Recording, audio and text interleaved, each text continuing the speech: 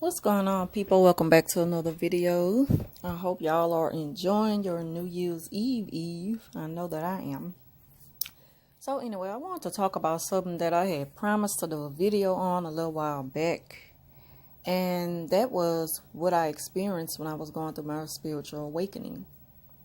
And to be honest with y'all, it really started with just worrying a lot and the trauma behind things that I witnessed at that point. I'm not going to get into details with that, but it terrified me to the core. I felt like I was going to lose my mind behind it. But God brought me through it. And like right after that, I just felt like a huge weight was lifted off of my shoulder. Once I just cried about it and prayed about it like I never had prayed before in my life. And shortly after that, I really got into wanting to change a lot of things about, a lot of my habits, the way that I eat. And I wanted to just focus more on good health, good sound mind and body. And so I did that, and y'all know I did a lot of videos on that. I started to take vitamins and just be mindful of what I put in my body. I just wanted to take care of myself much better.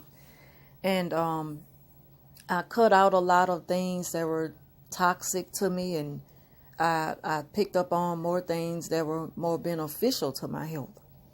So that's what I did, starting off with cleaning myself out completely, like doing a detox in my way.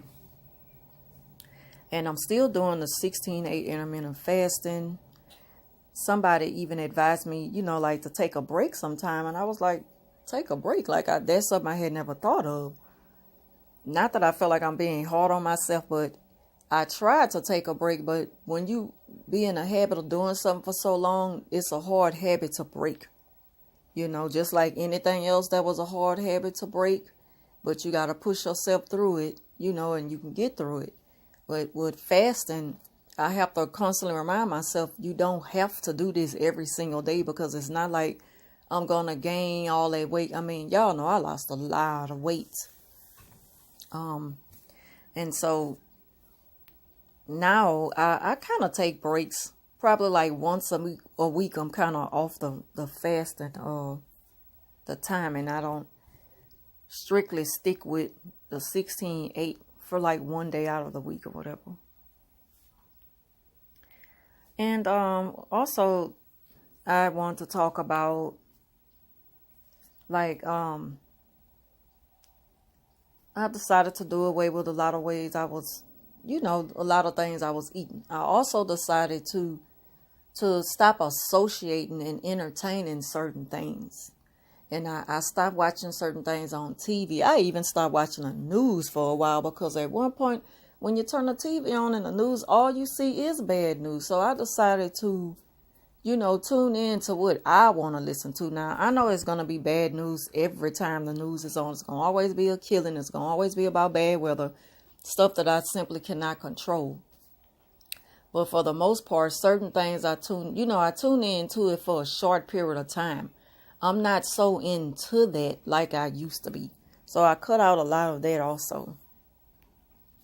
When going through my spiritual awakening, I got deep into watching stuff on the internet and reading a lot of things about spiritual awakening. And what I did was find myself going more towards people who worship the universe as opposed to people who worship God. And I was like, well, I don't think that's what God wants us to do. There's only one God, and I'm only worshiping God. But before then, I was studying these things and learning more about it. And I was interested enough, to get into it. I was like, I'm not worshiping no universe. But I wanted to learn more about doing yoga and meditating and stuff like that. I also learned about the third eye opening, the pineal gland, and eating right. Just eating right will activate your pineal gland, and it will open up when it needs to open. There's no need to try to force things on yourself, because when we force certain things to happen to our bodies, and you really not ready for what's going to come with it, that can really throw you. So why force things open? Why force yourself into experiencing certain things when you're really not spiritually ready for it? I can say that I'm spiritually ready for it now. Back then, when I was clubbing and all that, and I told y'all the story about, getting high and seeing things and all this, that was real. And then I was seeing things that I don't ever want to see again. Now I knew what it was and why it happened.